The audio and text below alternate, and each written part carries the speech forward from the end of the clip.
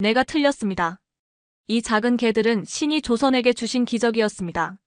서구 최고의 개 전문가가 왜 이런 고백을 했을까요? 1895년 한 스코틀랜드 선교사가 조선 땅을 밟았습니다. 그는 20년간 서구 최고 품종들을 다뤄온 수의사였죠. 거대한 독일 shepherd 6마리를 데리고 와서 조선의 미개한 개들을 개량하겠다고 장담했습니다. 하지만 러일전쟁이라는 극한 상황에서 조선의 작은 개들이 보여준 믿을 수 없는 행동은 그의 모든 상식을 뒤바꿨습니다. 대체 무슨 일이 벌어진 걸까요? 시작하기 전에 작은 부탁을 드립니다. 이 채널의 이야기가 마음에 드신다면 좋아요와 구독 버튼을 눌러주세요. 지금부터 한 서양인이 목격한 진돗개의 놀라운 이야기를 들려드리겠습니다. 저는 윌리엄 맥도웰입니다. 1895년 가을 33세의 나이로 조선 땅을 밟았습니다. 스코틀랜드에서 20년간 개를 길러온 전문가였죠. 특히 독일 shepherd 육종에서는 유럽에서도 인정받는 수준이었습니다. 이번 조선 파견은 단순한 선교가 아니었어요. 조선의 후진적인 축산업을 서구 과학으로 개선시키는 것이 저의 사명이었습니다. 부산항에 도착했을 때의 기억이 생생합니다. 제가 데려온 6마리의 독일 shepherd를 보고 조선 사람들이 놀라는 모습이었어요. 당연하죠. 키가 70cm에 몸무게 40kg이 넘는 이 위풍당당한 개들을 본 적이 없었을 테니까요. 이런 훌륭한 개들이 바로 서구 문명의 결정체입니다. 저는 통역관을 통해 이렇게 말했습니다. 그런데 마중 나온 조선인 중 한 명이 뭔가 의미심장한 표정을 지었어요. 나중에 안 일이지만 그분이 바로 진도에서 온 박성우 어른이었습니다. 선교사님, 저희도 개를 기릅니다. 박 어른이 조심스럽게 말했어요. 그때 저는 코웃음을 쳤습니다. 조선의 개라니. 아마 우리 shepherd의 절반 크기도 안 되는 초라한 개들이겠죠. 첫날 밤 숙소에서 일기를 쓰며 이렇게 적었습니다. 조선의 개들을 개량하는 것이 이곳 사람들에게 줄 수 있는 가장 큰 선물이 될 것이다. 서구의 과학적 사육법으로 이들의 무지몽매함을 깨우쳐 주어야겠다. 그때는 몰랐습니다. 정작 무지몽매한 건 제가 될 줄은요. 한양에 도착한 지 일주일 후 저는 본격적인 활동을 시작했습니다. 조선 정부에서 마련해준 강의실에서 현대적 개 사육법에 대한 강의를 열었어요. 양반들과 중인들, 그리고 개를 기르는 일반 백성들까지 모여들었습니다. 여러분이 지금까지 해온 방식은 모두 틀렸습니다. 저는 당당하게 선언했어요. 개는 과학적으로 사육해야 합니다. 정확한 사료 배합, 체계적인 훈련, 그리고 무엇보다 우수한 혈통 관리가 핵심이죠. 제가 가져온 차트를 펼쳐 보이며 설명했습니다. 독일 shepherd의 완벽한 신체 비율, 과학적으로 계산된 영양 공급법, 그리고 유럽의 첨단 훈련 기법들을요. 그런데 한 노인이 손을 들었습니다. 선교사님, 저희 조선에서는 개를 마음으로 기릅니다. 마음으로요? 저는 의아했어요. 이게 무슨 비과학적인 소리인가 싶었죠. 개와 사람이 하나가 되어야 진정한 개가 됩니다. 크기나 힘이 아니라 정신이 중요하다고 조상들께서 가르치셨습니다. 저는 속으로 한숨을 쉬었습니다.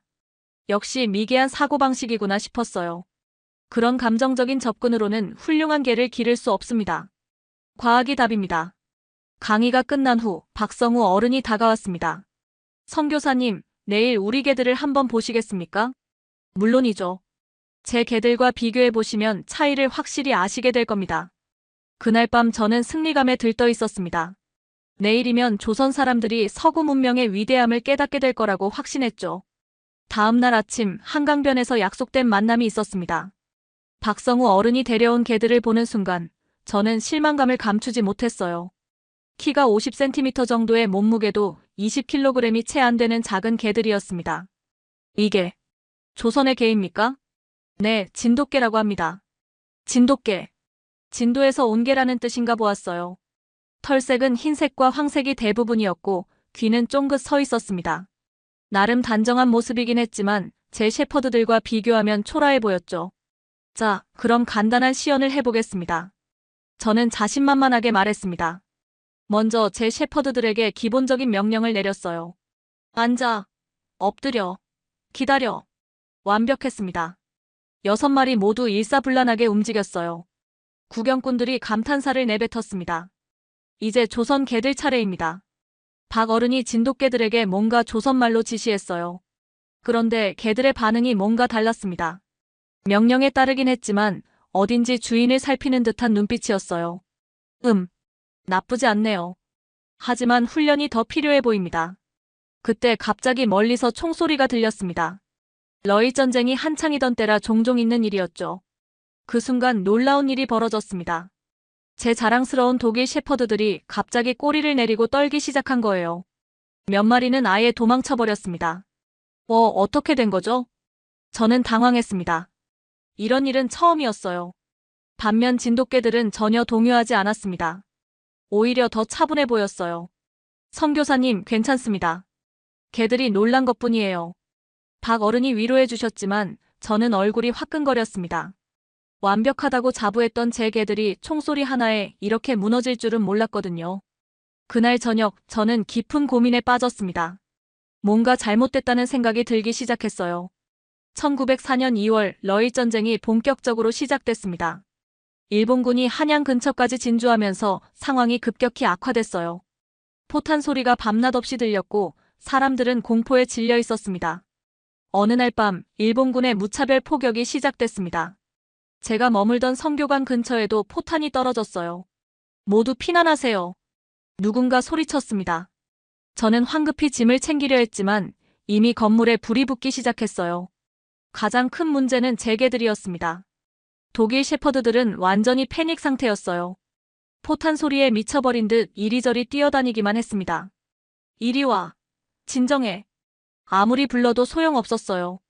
평소 그렇게 훈련이 잘 돼 있던 개들이 완전히 통제 불능 상태가 된 거죠.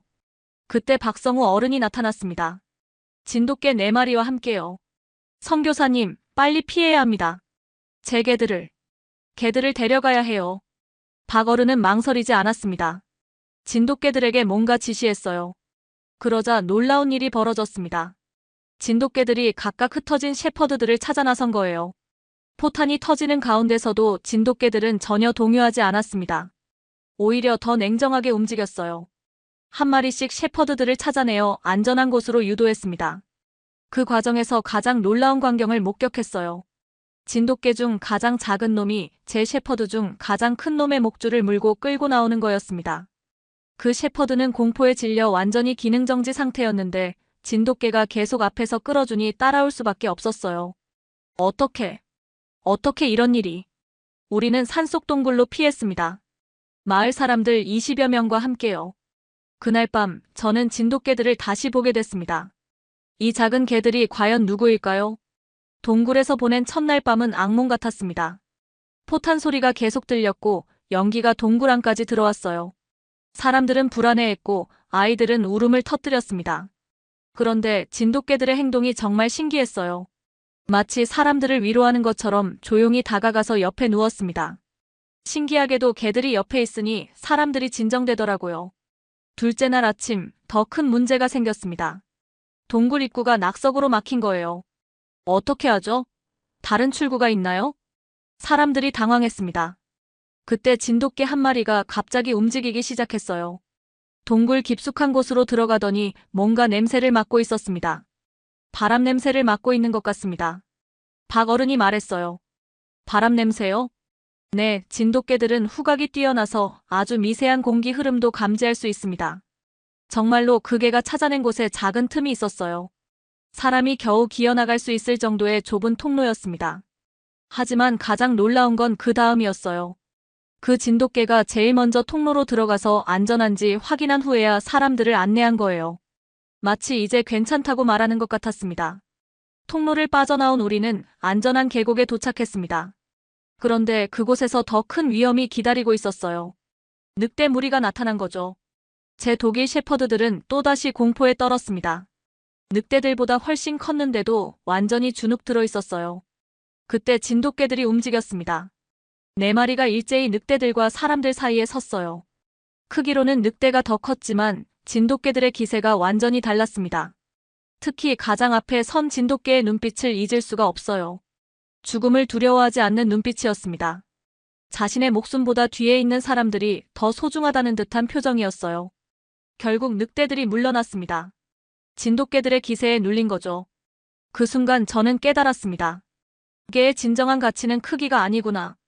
계곡에서의 일주일은 제 인생을 바꾼 시간이었습니다. 매일매일 진돗개들을 관찰하면서 점점 더 놀라게 됐어요. 이 개들은 제가 알던 개와는 완전히 달랐습니다. 첫 번째로 놀란 건 그들의 판단력이었어요.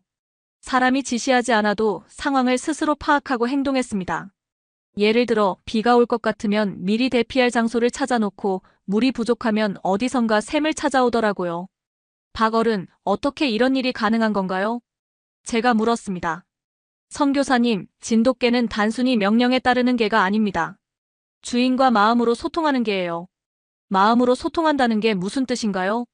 우리 조상들은 개를 가족의 일원으로 생각했습니다.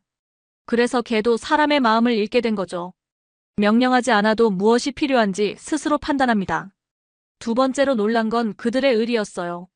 진돗개들은 제 셰퍼드들을 끝까지 돌봤습니다. 먹이가 부족할 때도 셰퍼드들이 먼저 먹게 했어요.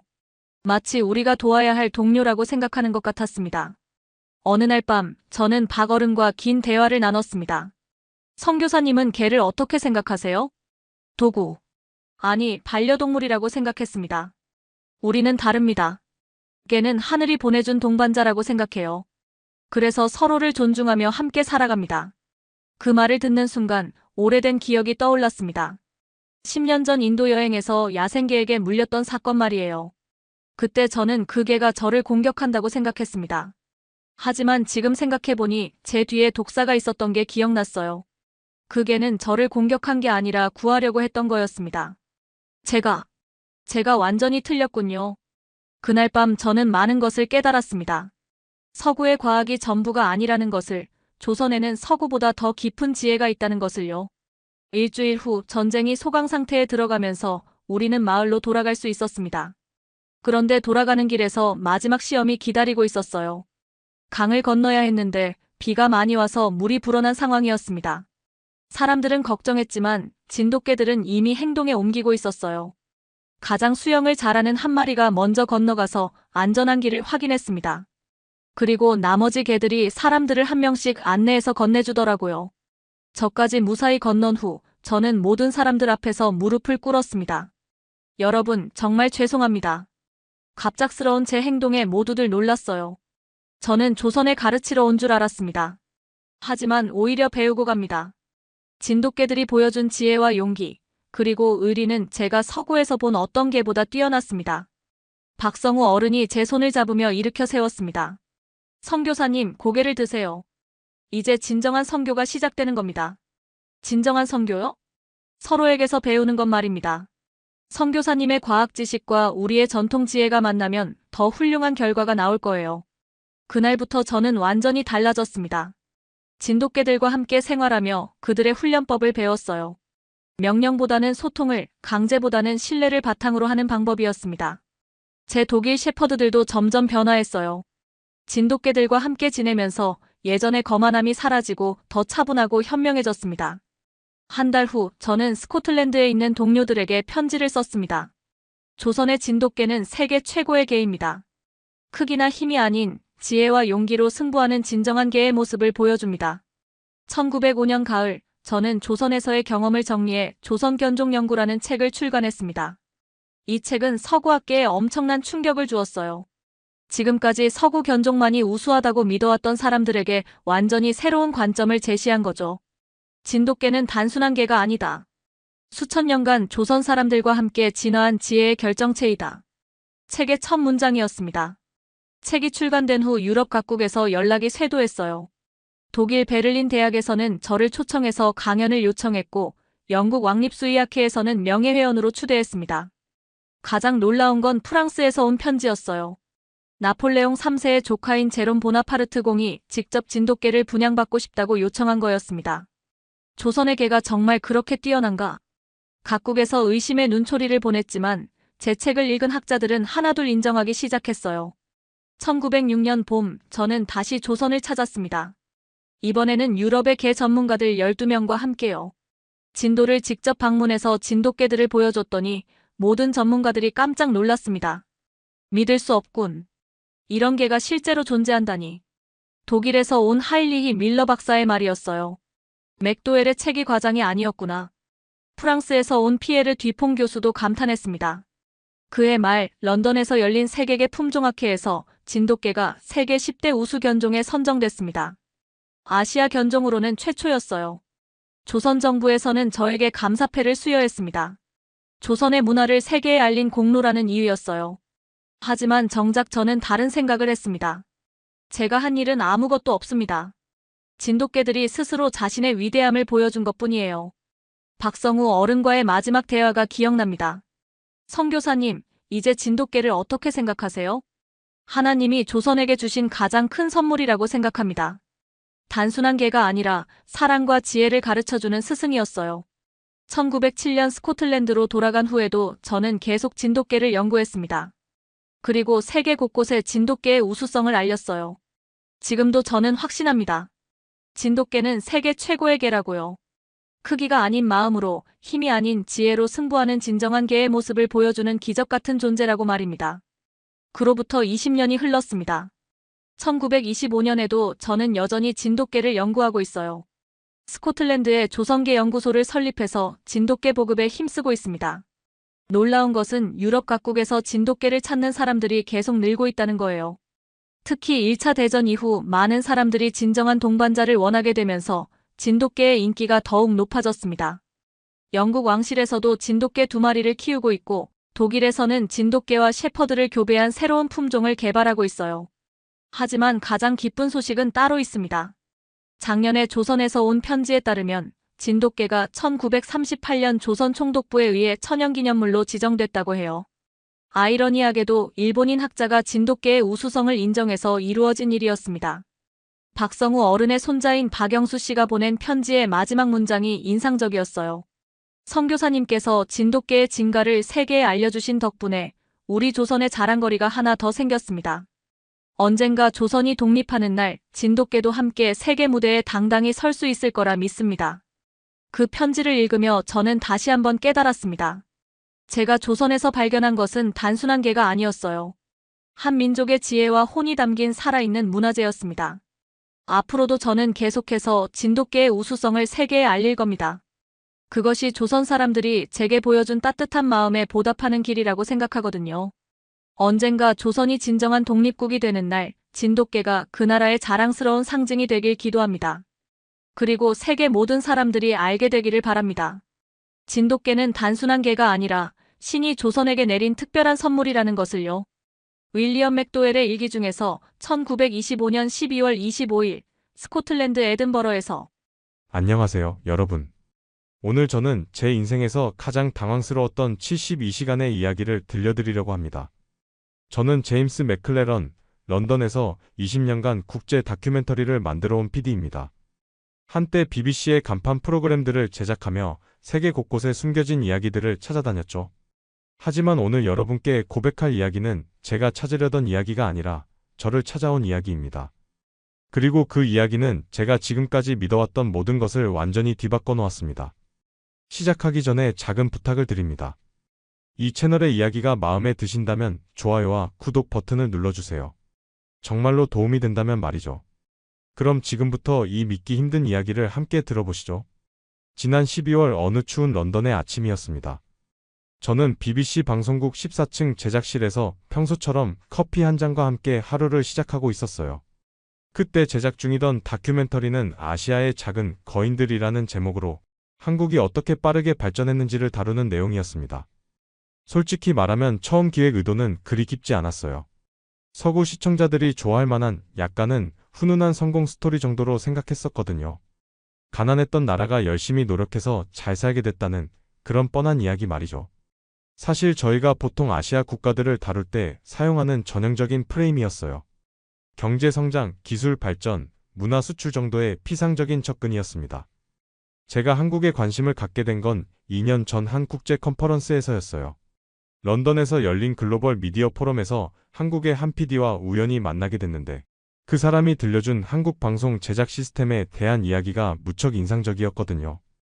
24시간 만에 전국 생방송을 준비할 수 있는 시스템, 위기 상황에서의 즉각적인 대응 능력, 그리고 무엇보다 완벽주의에 가까운 제작 철학이 저를 매료시켰습니다. 그래서 이번 다큐멘터리도 그런 한국인들의 근면함과 완벽주의를 조명하는 내용으로 기획했던 거예요. 하지만 지금 생각해보면 그것조차 서구인의 시각에서 바라본 표면적인 관찰에 불과했습니다. 그런데 그날 아침 동료 편집장 사라가 급하게 뛰어들어왔습니다. 제임스, 큰일 났어. 방금 들어온 뉴스 봤어? 화면에는 유럽연합 경제정상회의 현장이 나오고 있었습니다. 프랑스 마크롱 대통령이 연단에서 이렇게 말하고 있었어요. 한국의 반도체 의존도는 우려스러운 수준입니다. 유럽은 아시아 소국의 기술 변덕에 휘둘릴 수 없어요. 우리만의 독립적인 공급망을 구축해야 합니다. 이어서 독일 총리도 비슷한 발언을 했습니다. 한국은 분명 성과를 이뤘지만 여전히 서구의 기술 표준과 시장에 의존하는 구조죠. 그 순간 저는 뭔가 이상한 기분이 들었어요. 물론 유럽 지도자들의 발언 자체는 정치적으로 이해할 수 있는 내용이었습니다. 하지만 그 톤, 그 뉘앙스에는 분명히 다른 무언가가 있었어요. 마치 한국을 여전히 기술을 받아들이는 입장, 도움을 받는 입장으로 보는 시각이 깔려 있었거든요. 저는 그 말을 들으며 뭔가 불편한 기분이 들었습니다. 이건 단순한 경제정책 발언이 아니었어요. 한 나라의 기술력을 완전히 무시하는 태도였거든요. 특히 아시아 소국이라는 표현이 제 귀에 거슬렸습니다. 한국이 정말 소국일까요? 경제 규모로만 봐도 세계 10위권 안에 드는 나라를 소국이라고 부르는 게 맞을까요? 더 놀라운 건 BBC 뉴스룸의 반응이었습니다. 대부분의 동료들이 드디어 유럽이 아시아 의존에서 벗어나려는 현실적인 움직임이라며 긍정적으로 받아들이고 있었어요. 심지어 한 선배 기자는 한국도 이제 현실을 받아들일 때가 됐지라는 말까지 했습니다. 저는 그 순간 제 자신이 부끄러워졌어요. 왜냐하면 사실 저도 그동안 비슷한 생각을 갖고 있었거든요. 한국은 빠르게 성장한 나라지만 결국 서구의 기술과 시스템을 잘 받아들여서 성공한 케이스 정도로 인식하고 있었으니까요. 저는 그날 밤 결심했습니다. 이번 다큐멘터리는 단순한 성공 스토리가 아니라 과연 서구가 한국을 제대로 알고 있는지를 파헤치는 내용으로 바꿔야겠다고 말이죠. 제 자신의 편견도 함께 검증해보고 싶었어요. 유럽 지도자들의 발언 이후 3일 동안 한국 정부는 완전히 침묵을 지켰습니다. 외교부도 청와대도 심지어 한국 언론조차 큰 반응을 보이지 않았어요. 이상했습니다. 보통 이런 상황에서는 즉각적인 반박 성명이나 해명이 나오는 게 일반적인데 말이죠. BBC 뉴스룸에서는 역시 작은 나라들은 강대국 앞에서 함부로 나설 수 없지라는 반응이 지배적이었습니다. 한 동료는 한국도 자신들의 한계를 인정하는 것 같다고 말하기까지 했어요. 하지만 저는 이상했어요. 제가 지난 몇 년간 만났던 한국 사람들은 결코 쉽게 물러서는 성격이 아니었거든요. 특히 한국 정부 관료들과 기업인들은 자존심이 무척 강했고 불합리한 대우를 받으면 반드시 대응하는 사람들이었습니다. 그들에게는 분명 뭔가 다른 계산이 있을 것 같았어요. 저는 그동안 한국 취재를 위해 쌓아온 인맥들에게 연락을 돌리기 시작했습니다. 하지만 대부분 지금은 말할 수 없다거나 곧 알게 될 것이라는 애매한 답변만 돌아왔어요. 이상했습니다. 평소 같았으면 한국 측에서 적극적으로 해명하려 했을 텐데 말이죠. 바로 그때였습니다. 제가 개인적으로 알고 지내던 한국 정부 관계자로부터 조용한 메시지가 왔어요. 제임스, 정말로 한국에 대한 다큐멘터리를 만들고 싶다면 이번 주 금요일 오후 2시에 서울로 와보세요. 단 혼자서, 그리고 카메라는 가져오지 마세요. 그 메시지를 받는 순간 저는 직감적으로 알았어요. 뭔가 큰 일이 벌어지고 있다는 것을. 그리고 그것은 제가 지금까지 생각해왔던 것과는 완전히 다른 차원의 이야기일 거라는 것을 말이죠. 금요일 오후 저는 서울 강남구의 한 오피스텔에 도착했습니다. 겉보기엔 평범한 사무실 건물이었지만 안내받은 회의실은 심상치 않은 분위기였어요. 방 안에는 첨단 보안 시설들이 설치되어 있었고 휴대폰은 입구에서부터 반납해야 했습니다. 그곳에는 3명이 기다리고 있었습니다. 한국 정부 고위 관계자 김민수, 삼성전자 임원 이지현, 그리고 카이스트 교수 박준호였습니다. 세 사람 모두 저를 처음 보는데도 제 이름과 경력을 정확히 알고 있었어요. 김민수가 조용히 입을 열었습니다. 제임스, 당신이 진짜 언론인이라면 이제부터 보여드릴 것들을 정확히 전달할 수 있겠습니까? 하지만 미리 말씀드리는데 이 내용을 보고 나면 당신의 다큐멘터리는 원래 계획과 완전히 달라질 겁니다. 저는 고개를 끄덕였습니다. 사실 이미 그럴 각오는 하고 온 상태였어요. 그리고 그는 태블릿을 꺼내 첫 번째 자료를 보여줬어요. 그 순간 저는 숨이 멎을 뻔했습니다. 화면에는 유럽 주요 산업의 한국 기술 의존도 실태라는 제목의 보고서가 떠 있었어요. 그 내용은 정말 충격적이었습니다. 메모리 반도체 분야에서 한국이 세계 시장의 70% 이상을 점유하고 있고 전기차 배터리에서도 LG 에너지 솔루션과 SK온이 전 세계 시장의 30% 가까이를 차지하고 있다는 수치였어요. 디스플레이 분야에서는 삼성 디스플레이와 LG 디스플레이가 올레드 시장의 80% 이상을 독점하고 있었습니다. 더 구체적으로 들어가니 더욱 놀라웠습니다.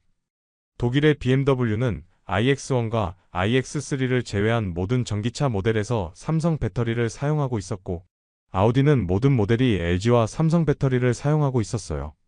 반면 벤츠는 대부분 중국산 배터리를 쓰고 있었지만, 그 중국 배터리 업체들조차 핵심 소재는 한국에서 공급받고 있다는 사실이 명시되어 있었습니다. 이건 공개된 자료가 아닙니다. 하지만 100% 정확한 수치예요. 저희가 3년간 조사해서 정리한 내용입니다. 저는 말문이 막혔습니다. 유럽이 한국을 기술적으로 무시하는 동안 실제로는 한국 없이는 하루도 버틸 수 없는 구조였던 거예요. 이건 단순한 부품 공급의 문제가 아니었습니다. 유럽의 핵심 산업들이 한국의 기술력에 완전히 의존하고 있었던 거죠. 팍준호 교수가 이어서 설명했습니다. 제임스 마크롱 대통령이 소국의 기술 변덕이라고 했죠? 그런데 현실은 정반대입니다. 유럽이야말로 한국의 기술 결정에 좌우되고 있어요. 한국이 감기에 걸리면 유럽이 폐렴에 걸리는 구조입니다. 그는 또 다른 자료를 보여줬어요. 지난 5년간 유럽 기업들이 한국 기업들에게 보낸 기술 지원 요청서와 협력 제안서들이었습니다. 그 양이 어마어마했어요. 매년 수천 건씩 유럽의 최첨단 기업들이 한국에게 도움을 요청하고 있었던 거죠. 이게 바로 현실입니다. 겉으로는 한국이 유럽을 따라가는 것처럼 보이지만 실제로는 유럽이 한국을 따라가려고 필사적으로 노력하고 있어요. 이지연 임원이 두 번째 폭탄을 터뜨렸습니다. 한국이 보유한 대체 불가능 기술 목록이었어요. 메모리 반도체는 전 세계 생산의 70%가 한국, 폴더블 디스플레이가 95%, 올레드 디스플레이가 85%, 전기차 배터리 핵심 소재가 60%였습니다. 심지어 조선업에서는 고부가 가치 선박인 LNG 운반선과 컨테이너선 시장의 70% 이상을 한국이 차지하고 있었어요. 심지어 양자 컴퓨터에 사용되는 초전도 소재까지 73%가 한국산이었어요. 이것들은 단순한 제조업이 아닙니다. 미래 20년을 좌우할 핵심 기술들이에요. 그리고 이 기술들은 하루아침에 대체할 수 있는 것들이 아닙니다. 그녀는 계속했습니다. 유럽이 독자적인 공급망을 구축한다고요? 메모리 반도체만 해도 최소 10년, 디스플레이 기술은 15년, 투자 비용만 수천억 유로가 필요합니다. 그것도 한국이 기술 협력을 해준다는 전제하에서 말이죠. 하지만 한국이 기술 이전을 거부한다면? 그때는 20년도 모자랄 겁니다. 저는 그제서야 깨달았어요. 유럽의 독립적인 공급망 구축이라는 것이 얼마나 허황된 이야기인지를 말이죠. 기술은 하루아침에 만들어지는 것이 아닙니다. 특히 한국이 보유한 이런 첨단 기술들은 수십 년간의 연구 개발과 시행착오를 통해 축적된 것들이었어요. 김민수가 마지막 카드를 꺼냈습니다. 사실 유럽의 발언 이후 우리는 조용히 움직였습니다. 단 72시간 만의 말이에요. 그가 보여준 건 한국 정부와 주요 기업들이 비밀리에 추진한 유럽 의존도 절반 계획이었습니다. 그 계획의 구체적인 내용을 들으니 정말 치밀했어요.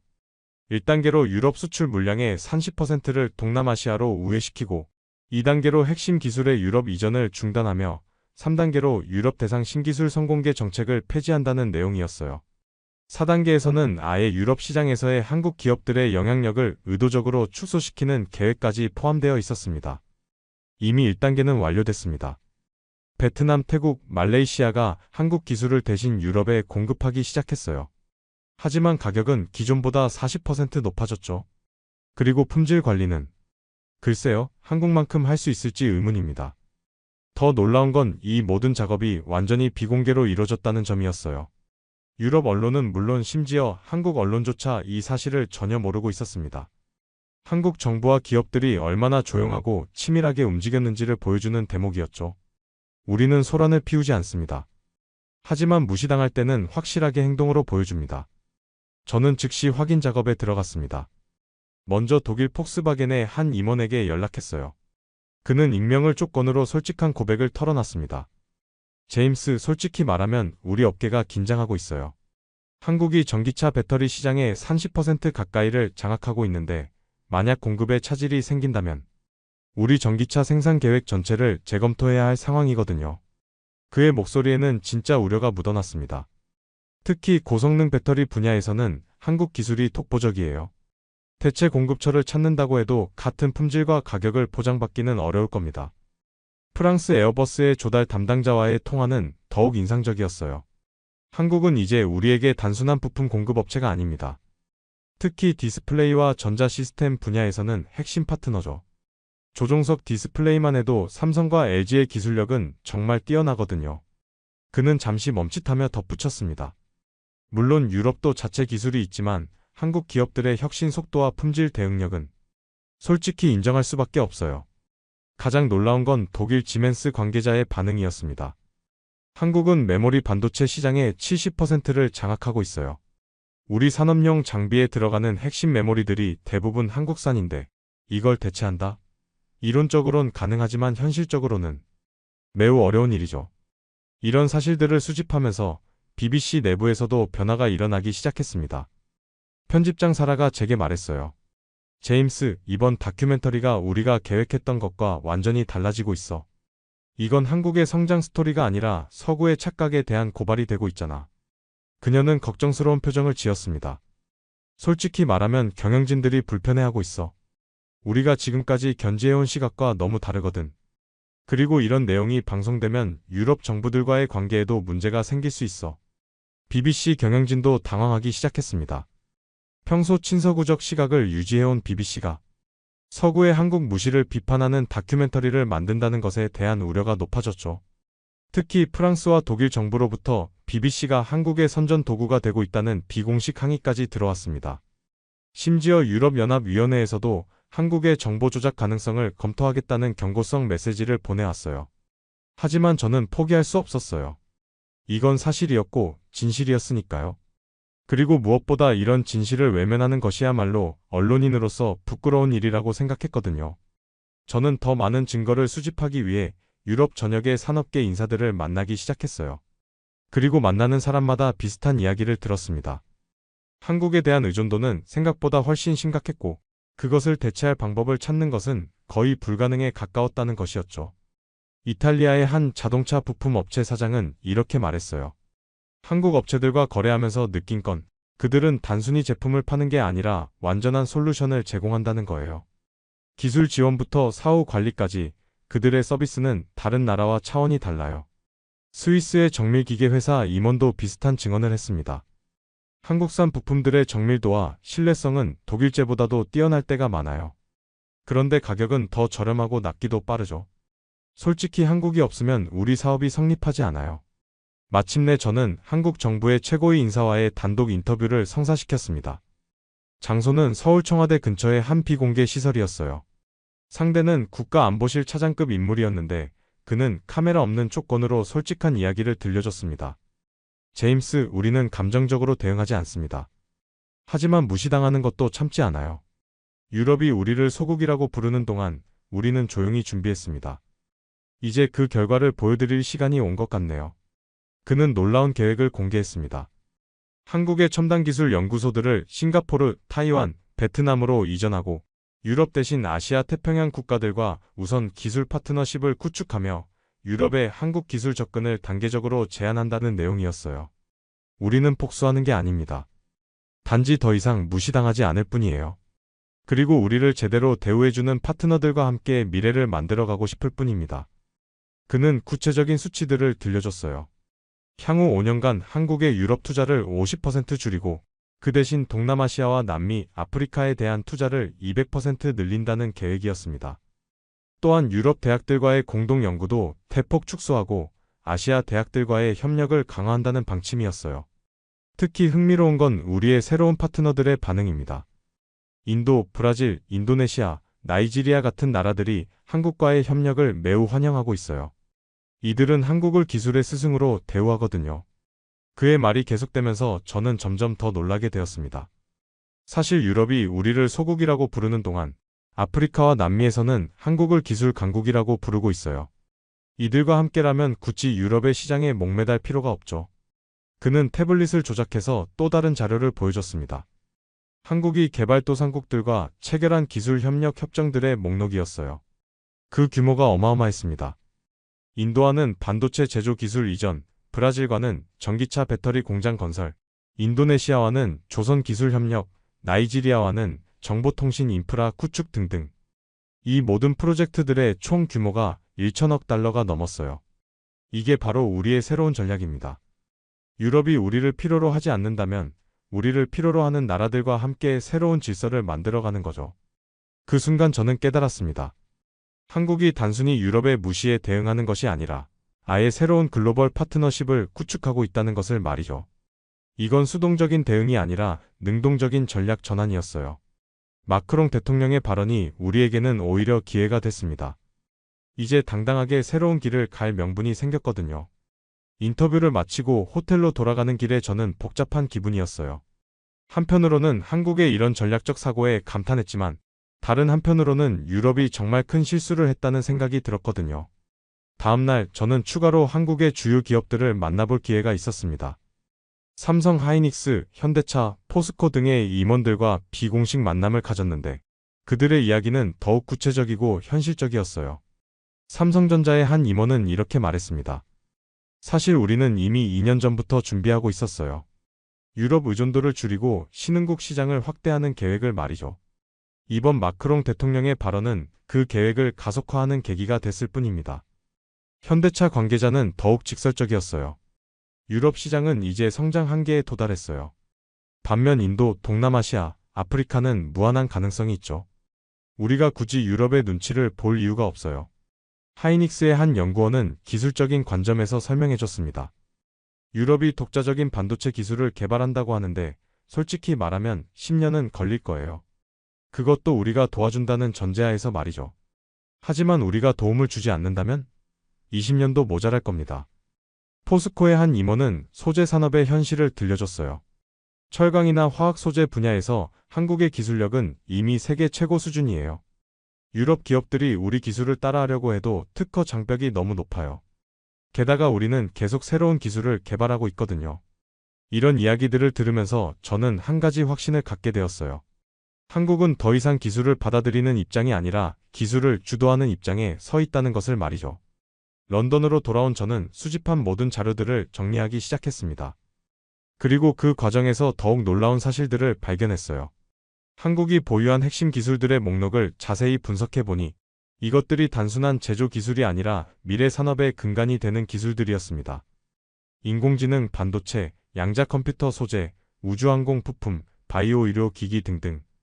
이 모든 분야에서 한국이 세계 최고 수준의 기술을 보유하고 있었어요. 더욱 인상적이었던 건 한국 기업들의 연구개발 투자 규모였습니다. 매출 대비 연구개발 투자 비율이 선진국 중에서도 최고 수준이었고, 특히 미래 기술에 대한 투자는 다른 나라들을 압도하고 있었어요. 이제 이해가 되네요. 저는 혼자 중얼거렸습니다. 한국이 왜 이렇게 자신 있게 나올 수 있는지 말이에요. 그런데 이때 BBC에서 문제가 터졌습니다. 제가 한국에서 수집한 자료들이 경영진에게 보고되면서 다큐멘터리 제작 중단 압력이 거세지기 시작한 거예요.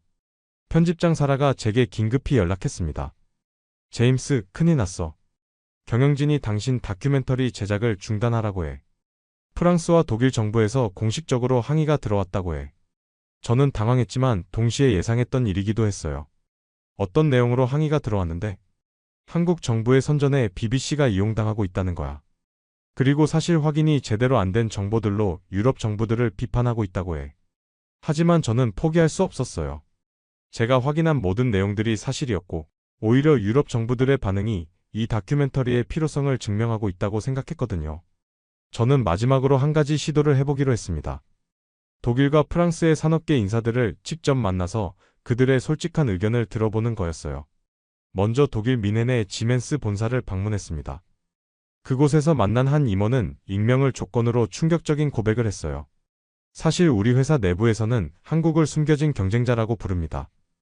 겉으로는 파트너인 척하지만 실제로는 우리보다 앞선 기술을 많이 가지고 있어요. 파리의 한 항공우주 기업 임원도 비슷한 이야기를 했습니다. 한국 기업들과 일해보면 그들의 기술 수준에 놀라게 됩니다. 특히 정밀도나 품질 관리 면에서는 우리가 배워야 할 점이 많아요. 이런 증언들을 수집하면서 저는 확신했어요. 제가 만들고 있는 다큐멘터리는 반드시 필요한 작업이라는 것을 말이죠. 하지만 결국 BBC 경영진은 제 다큐멘터리 제작을 공식적으로 중단시켰습니다. 현재 유럽과 한국 관계를 고려할 때 부적절하다는 이유였죠. 그 순간 저는 깨달았어요. 진실보다 정치적 고려가 우선시되는 현실을 말이죠. 하지만 동시에 더욱 확신했습니다. 이런 진실이야말로 세상에 알려져야 한다는 것을요. 저는 BBC를 떠나기로 결심했습니다. 20년간 몸담았던 회사였지만 진실을 외면하는 조직에서는 더 이상 일할 수 없다고 생각했거든요. 퇴사 후 저는 독립 다큐멘터리 제작자로 활동을 시작했어요.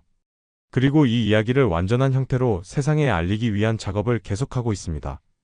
지금 돌이켜보면 그 72시간은 제 인생의 전환점이었어요. 저는 그동안 서구 중심적인 시각으로 세상을 바라보고 있었다는 것을 깨달았고, 진짜 진실이 무엇인지를 배웠습니다. 한국은 결코 작은 나라가 아니었습니다. 그들은 조용히, 그러나 확실하게 21세기 기술 질서의 중심에 서 있었던 거예요. 서구가 한국을 무시하는 동안 한국은 이미 서구 없이도 살아갈 수 있는 시스템을 구축하고 있었습니다.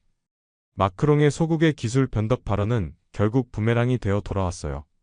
진짜 기술 변덕에 휘둘리고 있는 건 유럽이었던 거죠. 이제 몇 달이 지나서 보니 한국의 전략이 얼마나 정확했는지가 증명되고 있어요. 유럽의 여러 기업들이 공급망 문제로 어려움을 겪고 있고, 한국 기업들은 새로운 파트너들과 함께 성장을 계속하고 있습니다. 특히 인도와 동남아시아 시장에서 한국 기업들의 약진이 눈에 띄어요. 이들 국가들은 한국을 기술 파트너로 환영하고 있고, 한국도 이들과 함께 새로운 성장 동력을 찾고 있습니다. 저는 이 경험을 통해 많은 것을 배웠어요. 무엇보다 겸손함의 중요성을 깨달았습니다. 세상에는 우리가 모르는 것들이 너무 많고, 특히 다른 문화와 다른 나라에 대해서는 더욱 그렇다는 것을 말이죠. 한국은 증명했습니다. 크기가 아니라 깊이로, 소리가 아니라 실력으로 세상과 대화할 수 있다는 것을 말이죠. 그리고 진정한 강함은 자랑하는 것이 아니라 조용히 준비하는 것에서 나온다는 것도 보여줬어요.